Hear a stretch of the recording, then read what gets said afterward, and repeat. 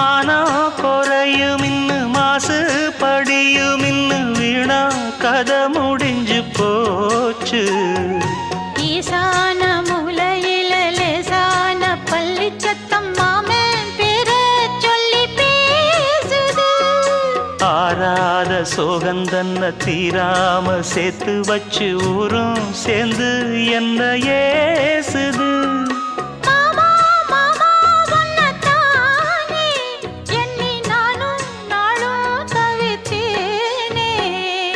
கூண்டுக்குள்ள என்ன வச்சு கூடி நின்ன ஊற விட்டு கூண்டுக்குள்ள போனதென்ன கோலக்கிளி.